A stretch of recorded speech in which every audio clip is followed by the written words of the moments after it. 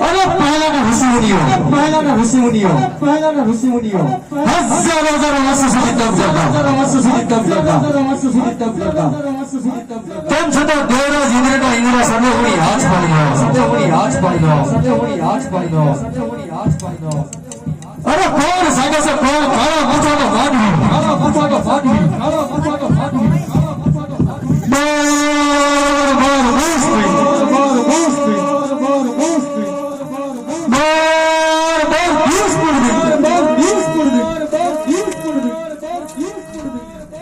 સાડા 3 દિવસની અંદર મારું ઇન્દ્રાસન પડાવી લેવા લાવ મારી સુવારી સંશેષથી માનેલા ધરતી વસ્તક જુદા કરો અરે નહીં દેવરાજ ઇન્દ્રના જ્ઞાનમાંથી નીકળેલ સમસ્યા દેવરાજ ઇન્દ્રને દગો દઈ રહી છે અરે જ્યારે મને સ્વર્ગની ગાદી મળી ત્યારે મારા મોટા ભાઈ બ્રહ્માએ મને કીધેલું કે દેવ ઇન્દ્ર સંકટ પડે ત્યારે મને સમજજો તો લાવ દેવ બ્રહ્માને સમજો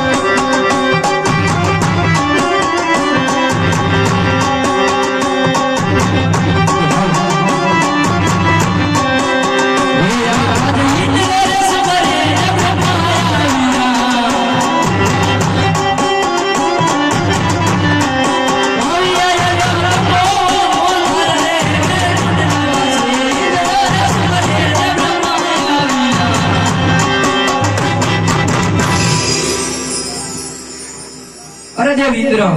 અને અહીં સુધી બોલાવવાના કારણ બ્રહ્માના ચરણોમાં ઇન્દ્રના પ્રણામ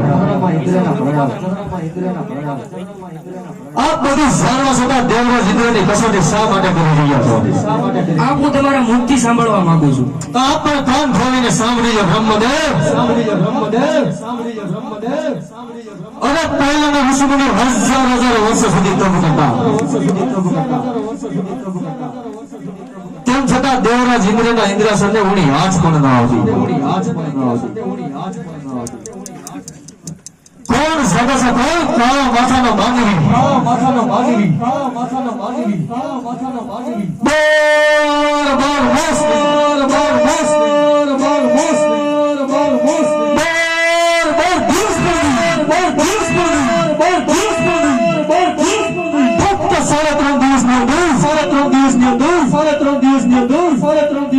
બાર મારો ઇન્દ્રાસન પડાવી લેવા માંગે છે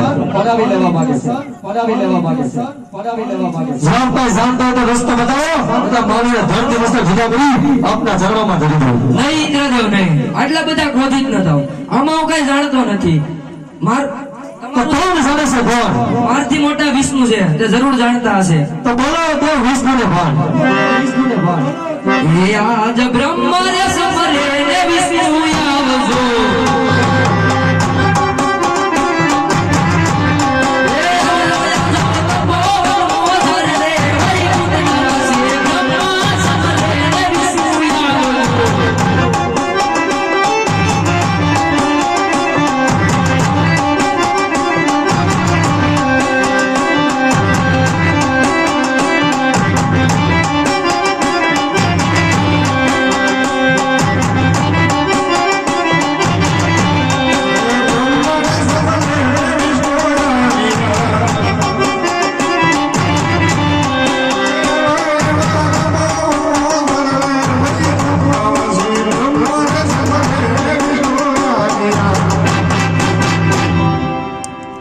દેવ બ્રહ્મા મને સુધી બોલાવવાનું કારણ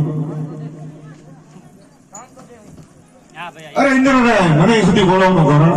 અરે વૈકુંઠ વાસી વિષ્ણુના ચરણોમાં દેવ ઇન્દ્રના પ્રણામ આ બધું જાણ્યા છતાં કરતા દેવરાજ ઇન્દ્રની કસોટી શા માટે કરી રહ્યો છો? અરે ઇન્દ્રરાય, હું તમારા મુખથી સાંભળવા માંગુ છું. તો આપ પણ કાન ખોલીને સાંભળીએ વિષ્ણુદેવ.